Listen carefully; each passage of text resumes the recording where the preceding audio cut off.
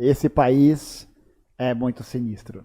Sério? É muito foda. É um negócio assim, eu fui pra lá com as Brigadas Internacionais de Solidariedade, né? Quem me convidou foi o Thiago Ávila, que é um outro camarada nosso, lá de Brasília. Ele me mandou um salve. Falou, Gustavo, bora pra Cuba com as brigadas? Eu falei, pô, tô fazendo nada? Vambora, né, porra? É isso, vamos lá. Acho que dá pra fazer. A resposta que eu queria. Dá pra fazer, vambora. E aí a gente foi. E, pô, foi uma experiência muito foda, porque acho que vivenciar a ilha mesmo, né? A gente lê muito, a gente tá ligado que o que existe na mídia dos cubanos de Taubaté, que era comentarista da Jovem Pan e tal, essa galera, parça, eu não quero nem chegar nesse assunto, porque já me dá até tremedeira de nervoso, mas é uma experiência social muito diferente da vida do que a gente tava falando, sabe? Tipo, a gente pensa aqui que a vida é esse lance do consumo, né? Da ideia da competição. Cuba tá numa outra lógica, tá num outro modo de vida, assim. É uma coisa impressionante. É um processo histórico impressionante, porque a revolução começa em 59, mas ela continua e ela prossegue todos os dias. E todas as pessoas estão engajadas nesse processo. É muito foda, assim. Cara, esse dia eu vi uma menina no podcast falando outra realidade de Cuba. Sim, é justamente a pessoa que ele não quer falar. Eu aposto. Vamos pular, vamos Não, mas a realidade, nossa, você falou de um jeito, né? É porque o objetivo é criar o terrorzão mesmo, né? E tipo, não significa dizer que Cuba não tenha problemas. Eu acho que pra nós que somos como qualquer lugar no mundo, como aqui também no Brasil, não? Parça, pelo amor de Deus, velho, você vai falar que o Brasil não tem problema, né? Porque o juízo dos caras é sempre esse.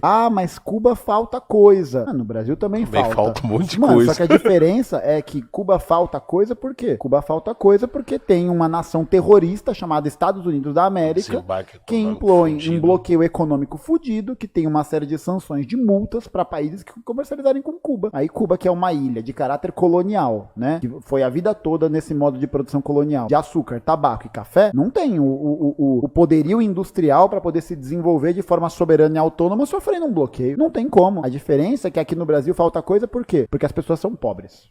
Sim. É por isso que falta coisa, porque o mercado tá cheio de mercadoria. Os lixos tá carregado de comida, tá ligado? Aqui a gente vive a lógica do desperdício, mas esse desperdício é condicionado para que algumas pessoas tenham tudo e outras, e a gigantesca maioria, não tenha nada. E não quer dizer que as pessoas em Cuba, por exemplo, elas não ganham muito dinheiro, né? Elas não fazem muitas coisas. Não, pode ser.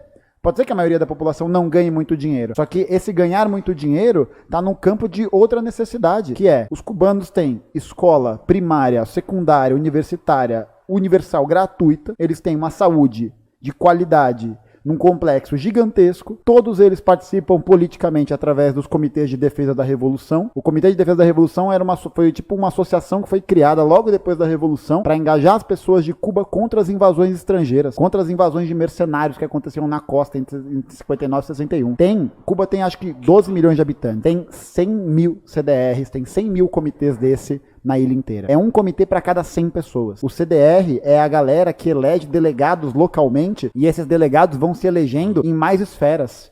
É um trabalho político que é voluntário, você não ganha por isso, e você pode ser desligado a qualquer momento se a comunidade não achar que você tá fazendo um bom trabalho. O nome disso é poder popular, velho. Isso só foi alçado por causa de um processo revolucionário. E aí a galera não precisa, a gente ganha dinheiro pra quê? Pra pagar uma escola de qualidade, pra ter um plano de saúde de merda, pra poder pegar ônibus, e aí vem um econocoach falar que eu não posso me divertir, que eu não posso vivenciar experiências com pessoas queridas, com a minha família, com meus amigos, porque eu tenho que guardar esse dinheiro pra ter uma independência financeira daqui a 60 anos. Parceiro, de tanto trabalhar daqui a 60 anos, eu vou estar com artrose, eu vou estar fudido, eu vou fazer o quê com esse dinheiro? Vou fazer o quê? Vou criar herança? É isso?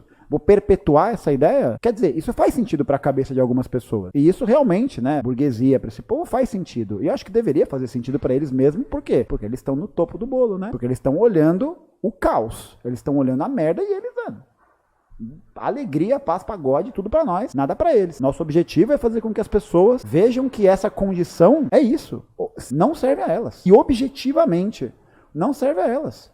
Você vai trabalhar, você vai viver numa lógica de competitividade, você vai ficar nisso. Então essa noção que em Cuba existe de coletividade e solidariedade é uma coisa muito, muito forte, assim, sabe? Você tava lá, você viu, você viveu, cara. Tipo, e assim, a gente pode pensar, mas não tem, por exemplo, cubanos que são contra o regime? Tem. Da mesma forma como tem gente no Brasil que achava que o governo Bolsonaro era bom, sabe? A percepção subjetiva de alguma coisa não significa dizer que ela é a representação da verdade. Tem gente Justo, né? Claro, pô, tem gente que falava que rap era música de bandido. E o que é isso, né? Senão a reprodução de uma certa ideia, de uma certa cultura, de uma certa lógica que serve a determinados interesses. Uma coisa é o trabalhador cubano que tá ali alienado, que tá, por exemplo, trabalhando na área de turismo, que circula muito dólar. Aí os caras que ganham em dólar acabam ganhando muito mais do que o trabalhador comum, né? Fazendo outras funções. Então o que ele começa a absorver? Começa a absorver aquela ideia que a gente estava trocando antes. A ideia de ir pra Miami, de viver o mundo do consumo, porque em Cuba falta coisa mesmo. Falta papel higiênico, falta sabonete, às vezes falta energia elétrica, tem falta de água, às vezes tem falta de produtos básicos, Máquina de insumos. de indústria é escasso. Porra, bicho, a gente foi numa loja de tinta num dia, aí o cara tava explicando pra gente que era uma fábrica que tinha 3 funcionários, e aí eles colavam a etiqueta da tinta com uma tinta com água e sabão, porque não tem máquina de etiquetar. No poste, né? Porque não tem máquina de etiquetar, porque não pode importar. Em Cuba, ano passado, morreram 8 crianças por falta de remédio, porque Cuba não pode importar remédio, porque o laboratório que faz remédio é laboratório do estrangeiro. Cuba fez 5 vacinas diferentes, para grupos diferentes, e ficou com um problema, não de desenvolvimento da vacina, mas de aplicação, porque não conseguia importar ampola. Mano, o que é isso, velho? Isso é terrorismo. Isso é terrorismo. É literalmente a tentativa de sufocamento daquele povo. De matar, né? De matar mesmo. Porque imagina, pô, Cuba é uma experiência que, com todas as suas contradições e suas dificuldades, sobrevive a 60 anos diante de um bloqueio econômico e que conseguiu vacinar toda a sua população. Porque lá nos Estados Unidos morreu gente de rodo. Mais que aqui. De rodo, mais que aqui.